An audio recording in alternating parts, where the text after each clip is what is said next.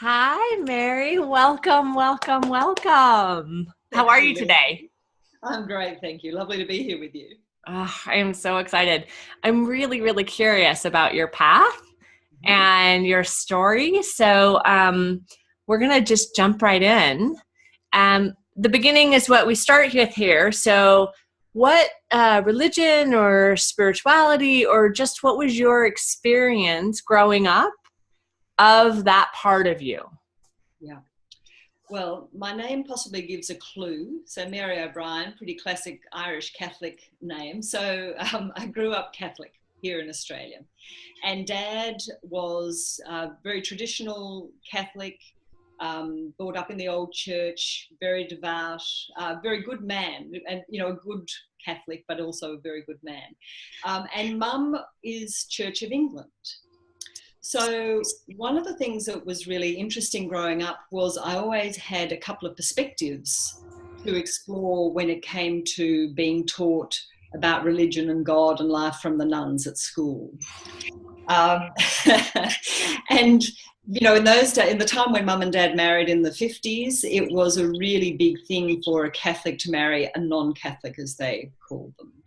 And so Dad was, while he was a traditional Catholic, he wasn't stuffy in that sense because he loved Mum and he wasn't prepared to not be with her. So they just did what they needed to do to find a priest who would marry them. And it was in that time, it must have been a really big thing to go against formalized religion in his community in a lot of ways. But he did. And I think for me, there was always a sense of you follow what you know is right for you Mm. rather than necessarily what you've been told you're meant to do. Oh, So, what a gift. yeah, yeah, So did fabulous. was your mom really religious too? Sounds like they both hold it?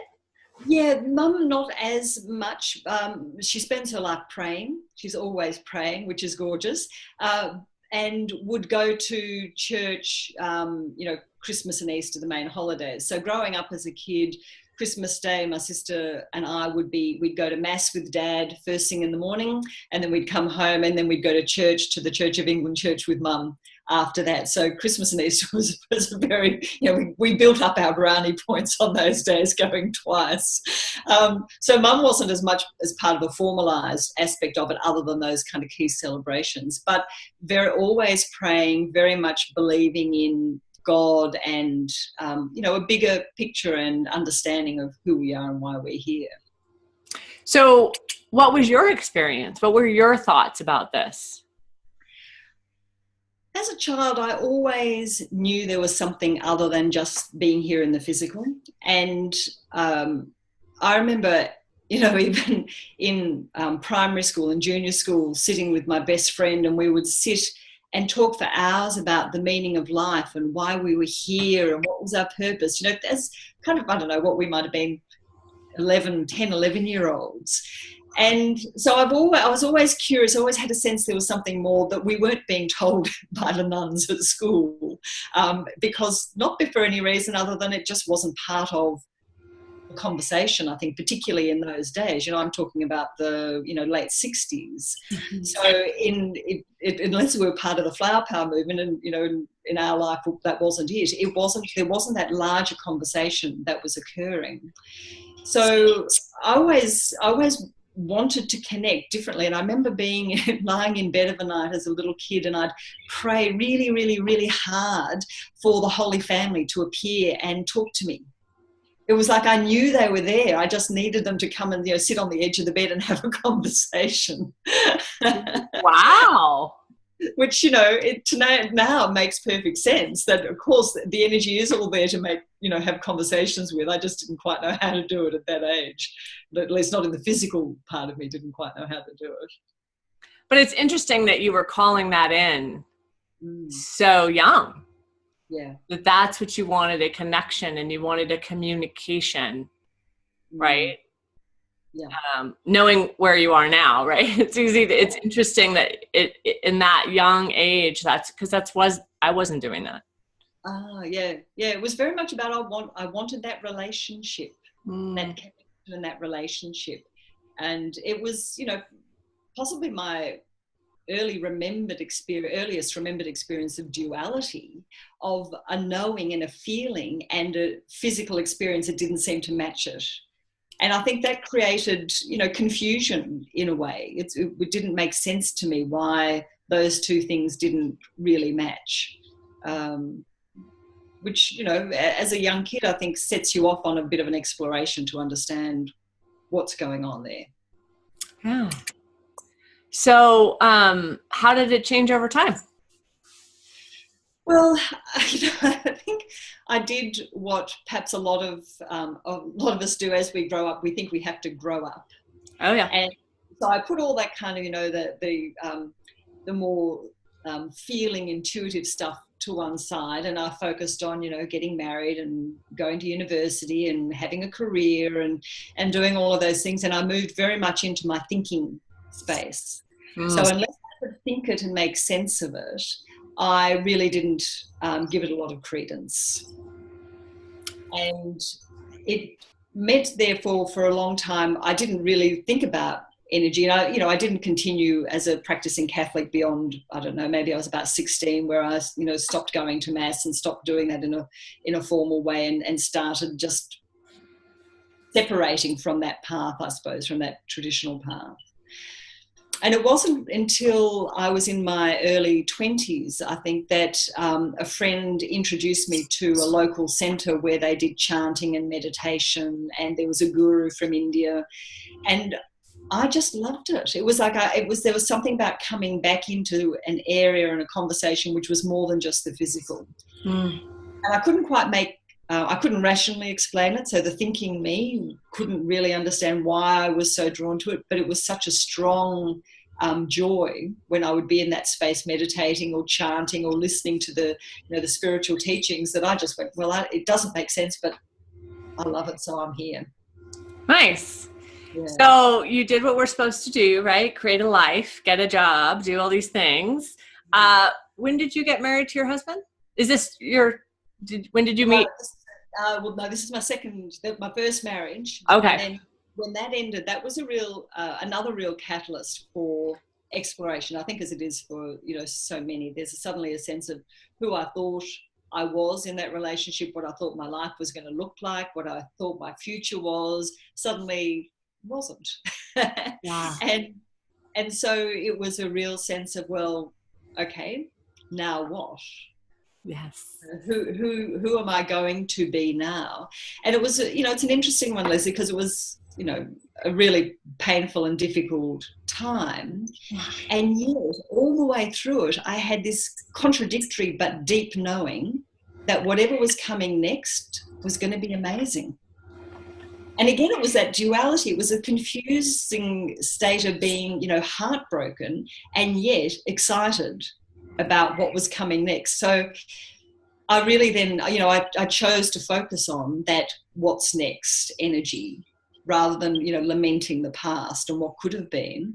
And so I started on a path of real, personal growth and exploration. That was really when I started, I studied NLP. I did a whole lot of personal development courses to understand and get to know me. And that really opened up a whole other awareness of sensitivity about, that it's okay not to move out of that thinking self back into a larger, more rounded feeling self as well. Yeah, I find, in doing this podcast and listening to people's journeys, that this is so much the case, right? There's what you're born with, what you knew, right? / what you knew growing up. And then a sense of like, I now need to do X, right? Which is job, career, family, whatever that thing is. And then depending on the catalyst, right? Some deep problem, right? Yeah. Someone dies, you get a divorce, some loss occurs. And then you start to seek, right? An answer. And so at this point, you're still working in the corporate world. Yep. Yeah. And so you've got this career, and you don't really think about the two being the same, but you're also needing to feed a side of you. And so you're doing a lot of self-help, and you're doing a lot of seeking, and you're doing some chanting. And did he become, I don't know who the guru was, did that guru become someone you followed in particular, or was it just that arena? No, it was it was a female guru. It's Siddha Yoga, which people may be familiar with. And so I was very involved with that for quite a few years. I would, go once or twice a week to the evening satsangs, to the meditations and the chanting. And I went to India and spent a little bit of time. And this was actually before the divorce. So my first husband and I were both involved in this. Oh. Which was really great. And we went to India and spent some time there. And in fact, it was when we were in India that we got engaged, which was really a beautiful experience. So it was something that I really followed because it allowed it's almost that it gave me permission to explore a non-traditional path, I think. So even in the work, I was working in the community sector, working with long-term unemployed people and managing a business side of an organisation. But I would have, my little picture of the guru there in my office, and I would sometimes play the chants while I was working at my desk. And people were initially a little bit kind of like, because I never wore the hippie, ashrami kind of clothes. I always looked really normal. But there was this other side. But it was lovely because people because they accepted me, they said, well, that's okay. It was fine. So it was really starting that blending of the normal and the alternative into my day-to-day life, rather than compartmentalizing them as can so often happen. Well, yeah. And for me, one of the things I really love about your work and your husband is just like the humanity in it, right? There's an ability to touch you, right? There's no other. Yeah. You guys aren't other. Yeah. And it's just what a beautiful gift it is. Because I always did that, but I did it in secret. I wanted to look good. Like I knew that this was important. Yeah. Look. Yeah. And so I would do all of these things in the background, but not say anything because I didn't want the corporate people to have a feeling about it. But what you did though is by them loving you or accepting you, they got a little taste of something that they wouldn't have had you shave the head or worn the outfit. Yes. Yes. Which is a wonderful thing. Yeah. I think thank you. And I think I think there's a real, I think that idea that because we follow a spiritual path or we're alternative or we're new age, whatever the label is, that we have to dress and look differently is just another form of duality. Yeah. Because what it creates is an us and a them, and there's a judgment, well, they look really straight and they're wearing, corporate clothes. Clearly they're not spiritual. Well, spirituality isn't actually about wearing cheesecloth and tie-dye shirts or doing yoga even. That's, for me, it's much more about that larger connection to who we are and seeing that in everybody else, and as much as we can in our day-to-day humanness to feel that and interact with people as that. Because what that opens up is the possibility for them, even if that's not where they're at in life, to get a slight sense of, that was a different interaction. That was a different possibility in a conversation. Whereas if I turn up in tie-dye clothes and looking like a hippie and whatever, then people who aren't in that space are going to go, yeah. Well, and I just really appreciate the idea of stepping into trying to see past our costumes. Yeah. Right. And I had I spent a very long time having a lot of judgment about rich white men and lots of judgment. And I ended up living in a place called Montecito, it's in Santa Barbara. It's extremely wealthy. It's really amazing, but it's really wealthy. Oprah has a house there, Ellen, just whatever. And so I would go to coffee and there would be these guys that would go to coffee, and they were just the epitome of these rich white males. And I would go every day and I would have judgment about it, but I would be sitting reading my book. And at one point we ended up having these wonderful exchanges. And I remember this guy saying that he had this men's group where they sit and they really talk to each other about how to stay married and how to be the best dad they could be. And I was like, but you're Republican. How can you know what I mean? And just like, it doesn't matter. No. Right. And how do I, and still today, how do I lower my expectations of whatever costume you're wearing and see who you are? Yes. And I thank you for the reminder. Yeah. Yeah. That's beautiful, isn't it? It's that knowing that regardless of people's belief systems or their job or their socioeconomic status, all of those things, within all of those, there are people who have that heart space of goodness and connection and love. And the more we can all see that and feel that and connect at that, then those other differences which are divisive cease to be divisive. Yeah. We move to a space of sameness and connectedness rather than difference and separation and judgment. Okay, so now you're seeking. Yeah. You're running around and seeking. You're taking a bunch of different classes. I'd love to know how you get from NLP to spending a life married and channeling and being an intuitive energy healer. Like that's a little bit of a leap. Because I know that I've read the final page, right? So I know where we're heading. But I'm curious kind of what happens next, right? Well, around the same time as part of that, searching, I did Reiki.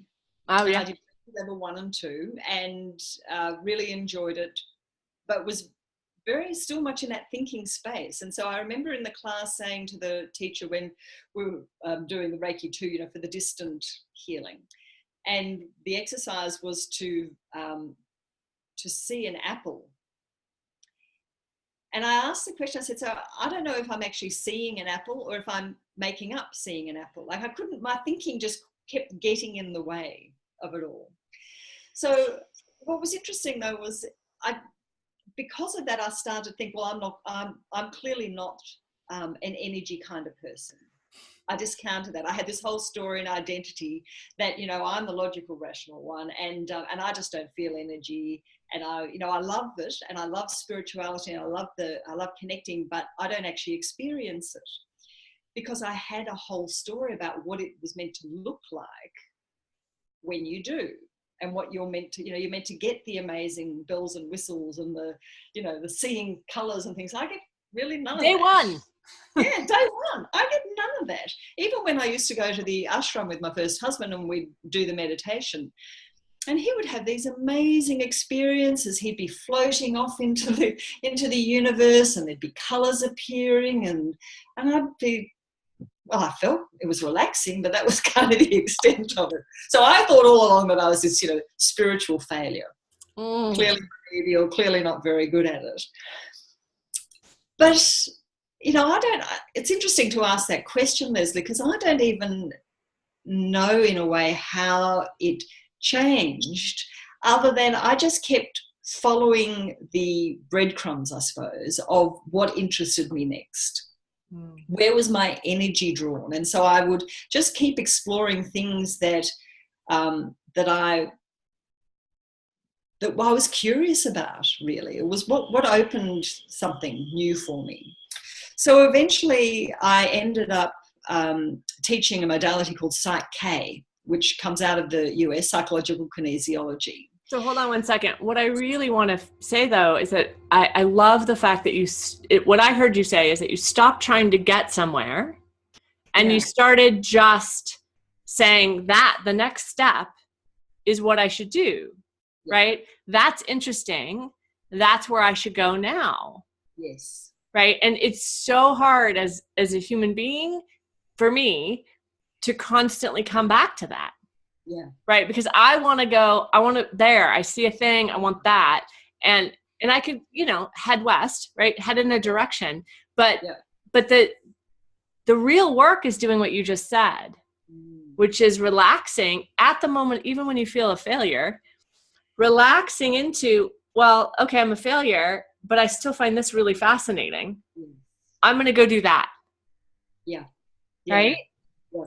And it's interesting because, while my thinking self would have looked at that time and said, I'm not connecting, I'm not getting anything energetically. In fact, I was so connected all along, but it just didn't fit my expectations. So every job that I left, I would leave. I remember this, so there's one that I remember. I studied politics and history at university. I did an honours degree in that. And then somehow I ended up in the IT industry, kind of a very weird synchronistic story. And I was installing computers and troubleshooting networks and being on the help desk. This was back in the 80s when, computers were really pretty wild and wacky and new. And the company that I was working with were, it turned out, not very ethical. And they'd made promises to me about coming on and being, certain things I can do, and then they didn't. And when I approached them, they had all these reasons why not. It was really poor business practice, poor ethics. So I remember deciding that they weren't a match for me, so I was going to leave. But the way that I had to make the decision in those days was I did a whole list of why, what they were doing, why I didn't fit. I had the whole, my left brain logical self was very happy about all of that. I did all the figures, how long could I last without more work, and what were my savings, the whole thing. But really, I'd already made the decision, because in my heart I knew it wasn't a match for me, so I had to leave. Mm-hmm. So I was always really just using the thinking to justify my knowing. Yeah. And so that's why when I would keep doing things, it was just, I'd find a rational, oh, this is interesting, this could be useful for, whatever I'm doing. But really it was my energy and my knowing that kept moving me forward. And so the Site K was a perfect example of that, where I'd read Bruce Lipton's book, The Biology of Belief, which, I'm sure and lots of people do, fascinating work that Bruce Lipton does. And at the end of it, he says, and if you want to change your beliefs, to change your biology, there's a great set of tools called Site K. Mm-hmm. So online, Googling. Next thing, what do I find? But the originator of Site K, Rob Williams, is coming to Australia for the first time.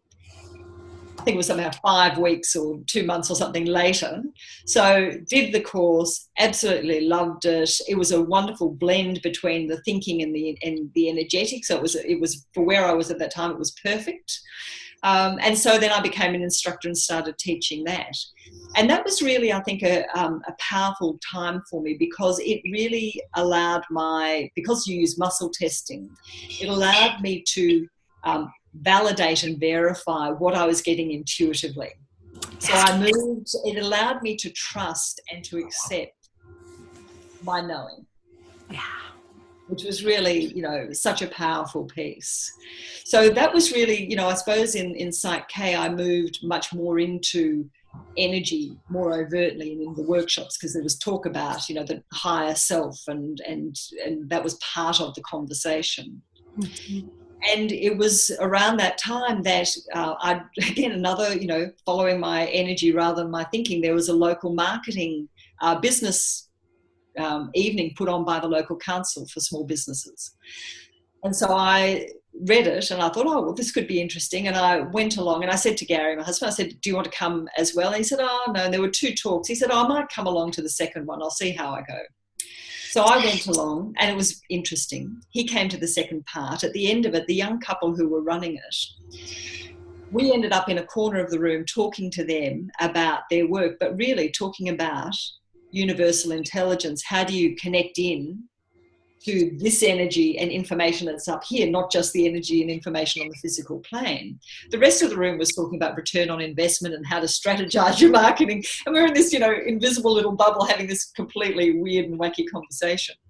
So it was an immediate connection, and they were using Reiki that they had been taught in a modified version to connect in and do channeled writing. So they showed us that process, and for me, it just opened up everything. It was a game changer, because I would go through the process using the Reiki symbols.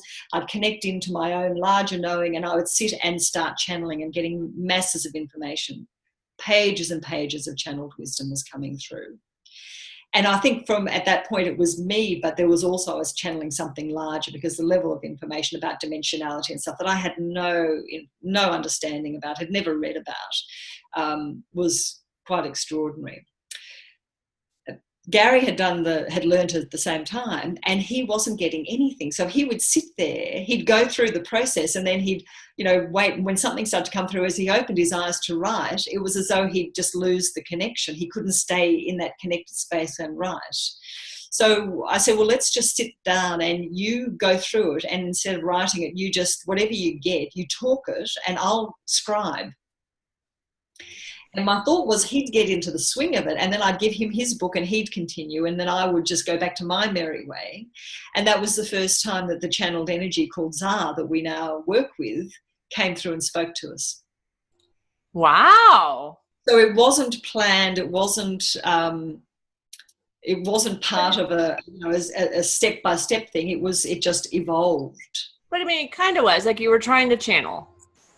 Yeah, but I only thought I was channeling my own guidance. Oh, interesting. I had no expectation. And in fact, I was always a little bit cynical or skeptical about channeling. Brain, yeah. Yeah, I just wasn't. I'd look at it a bit and I'd go, oh, I don't know, are they just making that up? And the only thing that I had connected with was I'd started reading Cryon's books, channeled by Lee Carroll, which people will be familiar with. And I was really loving that Cryon information. And prior to us first connecting with Dzar, I had an experience over a number of weeks where I would go to bed and I'd sleep and I'd wake up at 3 or 4 in the morning wide awake. And I'd try to get back to sleep and I couldn't. And I kept hearing Cryon, Lee Carroll's voice, channeling Cryon, saying, welcome, we are Cryon of Magnetic Service. And they kept talking to me and I'd be going, no, I want to sleep, leave me alone. But it kept repeating. And I know when I'm channeling that if something keeps repeating, it's not me thinking it. And so I would get up and I would read some of the channeled, or I'd read something off the Cryon website. I'd get whatever it was that I needed to get. I never had any real awareness of what the significance of the pieces were. And then I'd go back to bed and I'd sleep. And that happened regularly over a period of weeks. So I was already opening up to communicating with energy, but I didn't expect that I would actually be channeling myself in that way, or being part of a channeled message that, being shared all around the world. It was, not part of my 5-year plan at all. Yeah. So you're having a job, you have a normal job. What did Gary do? Well, he'd done Psych K as well. So after I'd done it, and he then became an instructor as well. We went over to the States and he did his instructor training. So we were both delivering the Psych K workshops in Australia and New Zealand. And at the same time, I was still doing my corporate consulting, which I had been doing for about 20 years. So I was going into organizations, coaching individuals, running team building, doing leadership training, and bringing in little, nuggets of this larger reality that I was becoming more and more aware of, but finding it very frustrating that in some ways I had to separate the two. I had to become a different Mary walking into that space that didn't feel authentic, ultimately. Yeah. Yeah. And so you had the first channeling of Dzar. Was it that he came out and he was like, hey, it's Dzar? How was that for the two of you? It was wild. It was absolute. Gary had so the first conversation was about an hour. Mm-hmm. I'm frantically writing, getting writer's cramp, everything that they're saying. I'm saying, who are you? What are you here? Why are you talking to us? What's going on here? I wasn't at all concerned because I could feel the compassion and the energy. So I knew there was nothing to be afraid of, even though suddenly Gary had disappeared and there was something else or someone else. I didn't really know. But there was no anxiety in my space at all because I could feel that it was safe. And so in that conversation, I asked, I said, so, who are you? What do I call you? Being polite, you have to give someone a name. And they said, our name is Dzar. And I thought the spelling of the Russian Tsar, Tsar. But I thought I better check that. So I said, how do you spell it? And they said DZ, Z for American, but they said DZAR. So after that conversation, when I then started searching, because I thought, maybe they're already being channeled by people or there's more information I can find out, there was nothing about them. And I eventually found that Dzar is an ancient Hebrew or ancient Aramaic word for helper. Mm.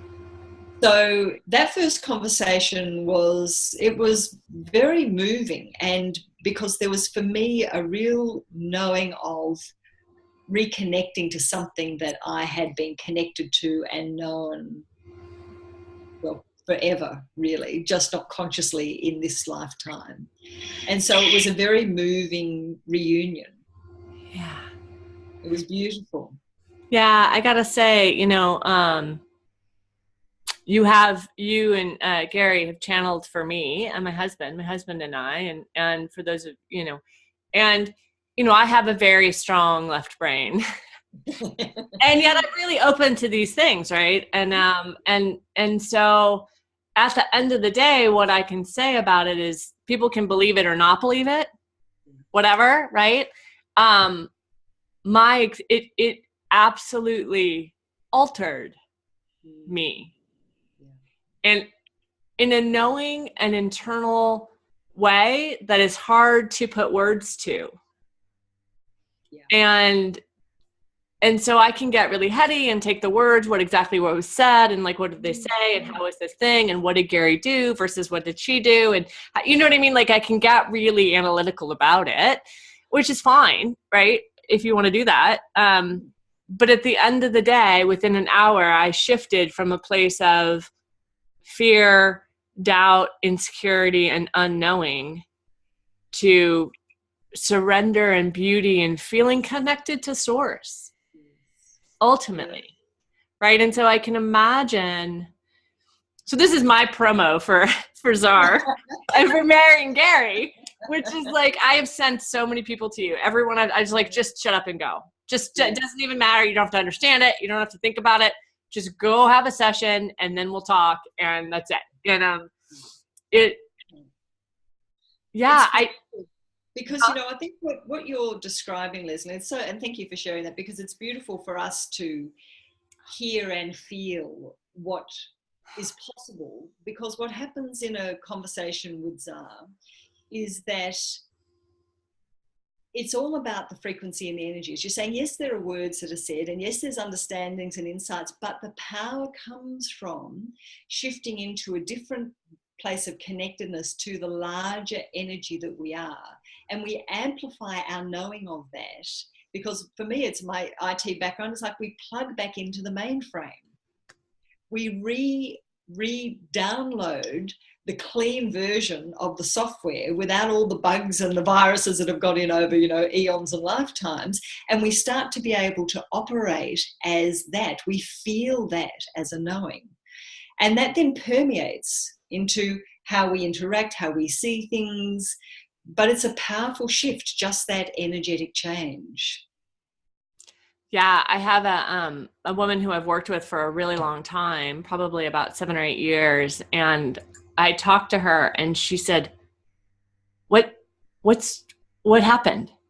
And I was like, what? And she was like, something has changed. I don't know what to say. And I mean, the words and the lastly, right, hasn't changed. I'm still me. I'm still a little snarky, right? But something was changed. And for me, better, right? Better, worse. These words, language is so hard to describe, but it is I feel more faithful. I feel more connected. I feel cleaner. Like, those are all words, right? That I feel, but it's more at ease. Yes. And more flowing and trusting and knowing in a way that isn't about words, right? Like, so I can imagine, because if anyone else were to say, and I haven't experienced this, and if anyone else said, oh yeah, I was sitting next to my husband and he started channeling this voice and I was just writing it down and I wasn't afraid, I would think that person's crazy, because I would freak out, right? Yeah, it is. And what I gotta say is, if you're having this experience and you're listening, go have a session with Dzar. Yeah. Check it out. See what it feels like to you, if you're so called. Because again, this is just, and I gotta say, a lot of the channelers, when it's really interesting, is that they all say similar information. Yes. Which is Yeah, and I know you. I don't think you're taking the time to go study a bunch of other people and figure it out, right? You're not willing. Just in my spare time. Yeah, who's got that kind of time? But it makes sense, doesn't it? Because when it really is true wisdom from source, it's from the same source. But it comes through in different, using different language, different personality, different focus, because we're all different and we will resonate and be drawn to different information differently. And so someone years ago said to Dzar, so Dzar, do you know Cryon? This was a woman who'd read a lot of Cryon and been into a lot of the Cryon's teachings. And so she said, Dzar, do you know Cryon? And Dzar said, oh, well, yes, young one. Yes, we do. Well, it's kind of a funny question to ask energy. Do you know another energy? And they said it's like this. It's as though we both work in the same organisation, and we catch up around the water cooler for conversations. And Cryon works more in the technical area, and we're more in human resources and personnel. But we're all working to the same end goal. And it was such a perfect example, because for people who know Cryon's work, Cryon is very much focused on science and the science of DNA, and very, it's a scientific entry point to channeled wisdom. Whereas Dzar is all about the heart space. It's all about this returning to that beauty and the light and the heart and the compassion that is who we all are, that flow, that ease, that softness that you've been talking about and feeling, Leslie, and just allowing us to come back to that. So much more, human resource related part of the business. And someone said to Dzar recently, so when they were sharing that story, and they said, so that I guess therefore Abraham must work in finance and accounting. And Dzar said, well, yes, young one, we all, but it's because it's all the same end game. And the end game is for us to remember who we truly are beyond the physical stories, the experiences, the senses of self, the physical ailments, the restrictions we think we have. All of that is one aspect of us. And regardless of that, there's this other knowing within us of our true essence, our enlightenment, that is the same with all of us. We all share this same light. So however we get to remember and feel and grow and amplify that, it's fabulous. There's more than enough information for people to tap into whatever really resonates for them. Yeah, I really appreciate that, because my experience of the Dzar is a little snarky as well, which is really right up my alley, right? It's just, it really, it works for me. They can be cheeky. Oh, yeah, there you go. Cheeky is a good word for it. So, in the world according to me, right, in my fantasy in life, so now you have this super secret connected to the thing that is source, and therefore all your problems are gone. You are floating through the world, totally connected, and just everything is lit up. Right? I mean, that's yeah. So what is, tell me your experience. Well, and how it is over time, right? You've been doing this for a while. Yeah, it's 10 years this year. So you were channeling me then, because I had exactly the same question of Dzar in one of our, so after that first conversation, it was like, oh my God, this is amazing. Like, I had a new bestie. I just wanted to keep talking to Dzar. Gary, it wasn't quite the same. He was kind of, this is weird. He loses awareness of that time. So I would say to him, let's sit down and have another conversation with Dzar, and go, oh, no, I think I better mow the lawn. Or, oh, no, I've got to, there was always something to get out of it. Not anymore, but in those early days, it was a really big adjustment. So one of the conversations with Dzar, I said, so Dzar, now that we have this, kind of connection with you, and, you want us to be working and sharing your message and being part of this process, I said, does that mean that nothing's ever going to go wrong? And they went, oh, young one. Oh, young one. They said, you're human. You're still in the space of becoming. all that you will be. You're still growing that knowing of you, but you live in a reality where things work, things don't work, things are smooth, things are a bit rough. So there will still be some ups and downs, but they said, what will be different is if things aren't working or you have a down, you'll come out of it much faster and the dips won't be as deep. And the times when you feel that connection and you're in flow and everything's just working, they'll last longer. That will become the norm rather than the exception. And I have to say, in the 10 years, that's exactly what's happened. You know, we still have our ups and downs. I still have days where I wake up and I feel narky and snarky and I'm, you know, I think I'm anything but connected. But it doesn't take me long to stop and take a few deep breaths and remember who I am beyond that experience and to feel that and to settle back into a larger acceptance of me. And so when things go wrong, there's a sense of, okay, that hasn't worked the way I thought I wanted it to. So now what? What's the awareness from it? How do I move and expand beyond it and move forward? So until we'll keep having ups and downs for all of us, regardless of the path that we're on, until we're no longer here. When we get to that point where that never happens anymore, then we will no longer be here in the physical. We will have completed our mission, if you like. And our mission is to live as our soul, being reflected and expressed and experienced in every moment as much as we possibly can. To be in that remembering of that aspect of us as we stand in the supermarket queue, as we sit at our desk, as we navigate the traffic. And once we do that and we're always in this expanded state of this bliss and knowing, then we won't continue to be here. Our energy will have moved to another dimension and we will be doing that expansive work, contributing to the expansion of compassion in humanity and through the universe by remembering who we are. We'll just be doing that in a different way. The energy of us will just continue on. Yeah, I think the interesting thing is I have to say that I've interviewed people of different modalities and different faith and different, and I gotta say that's the description. Yeah. Right? Yeah. That's the description for my Christian friends, and that's the description for my Jewish friends of life happens and then I remember, and life happens and then I remember, and it's not.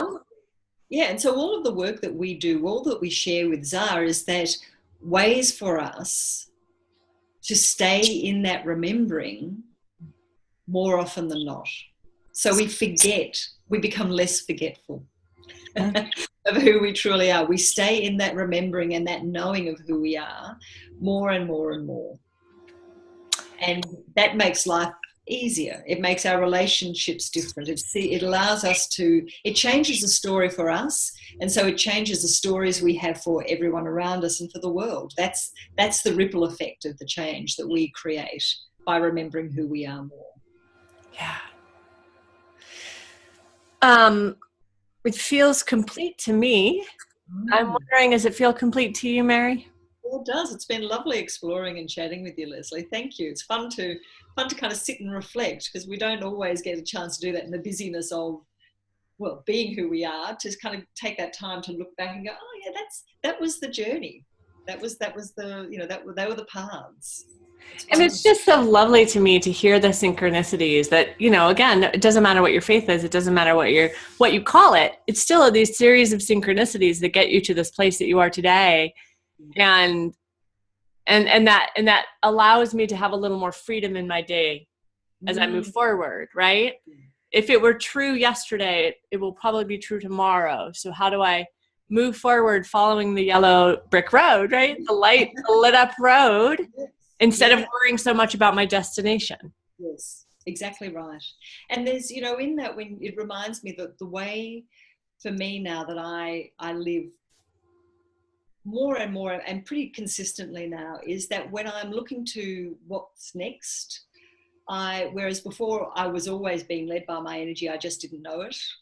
I now make that the deliberate choice to say, what's the feeling of this? How do I what's the energy? Am I being drawn to this or not? And then I let my thinking say, okay, well, what other information do I have around it that will enrich that original knowing? So allowing us, the more we grow that energy, the more we can communicate. And we do have, just as a plug, we've got a lovely course that we offer online called the Soul Communication Course, which is really simple processes just to keep honing that conversation with ourselves. Yeah. Because the more that becomes our initial conversation, and then our thinking conversation comes in and adds to it, the clearer the path is for us. Yes. The easier it is, the easier, the less mistakes we make. Or if we make a mistake, we can easily navigate back.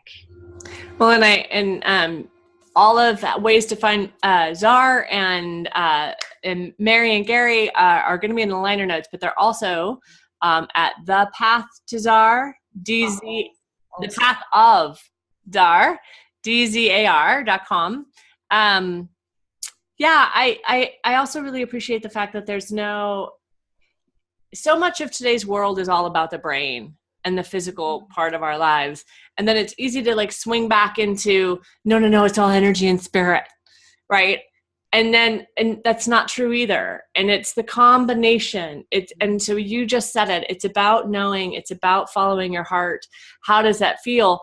And what do you think? And the logic, right? We get out of whack when we go too far either way. Yeah. Like we said, like that was the woo-woo world, which I have a big resistance to. It's like, you're not grounded. Yes. How do I pay the bills, lady? Like, exactly right. It's both. Yeah. It's that, there's a lovely model that we use where the way that we describe it is, it's like there's a bridge. And on one side of the bridge is our physical, our thinking, the human physical self. And on the other side of the bridge is our energetic, our essence, our soul, whatever the language is, but that larger self. For a lot of spiritual people, when they say, people that start on a spiritual path, they think it's all about this energetic side of the bridge, and they try to detonate and destroy the physical, the practical part. Those that think spirituality is just, delusion, they want to detonate and blow up the energetic side of the bridge and just focus on the physical.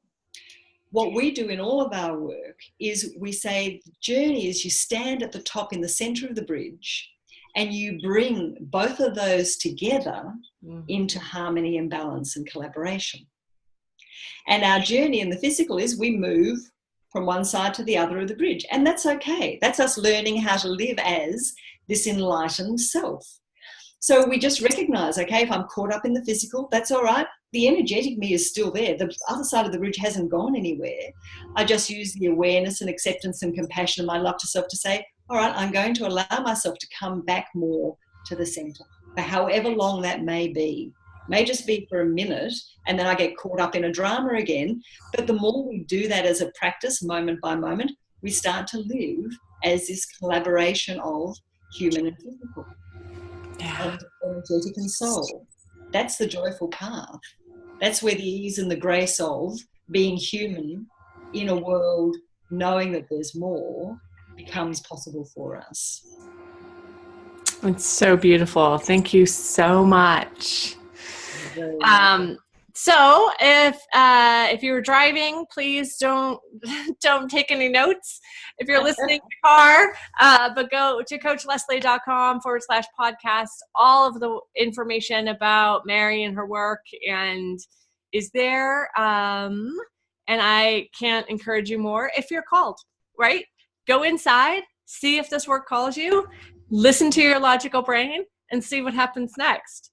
And thank you so much for your time and space. I really appreciate you. I have such a little crush on you. Well, we're just really hanging out for us to be able to come over to hang out with you too. So it's mutual. Oh, it's happening soon, man. You're coming to the West Coast. Well, that's a knowing, isn't it? From one of those first conversations we had, there was just a knowing that we would collaborate somehow. Don't know how, don't need to know how. We're just following those energetic breadcrumbs until the how is there. Perfect. Gorgeous. Right. Thank you. Bye for now. Lots of love. Bye for now.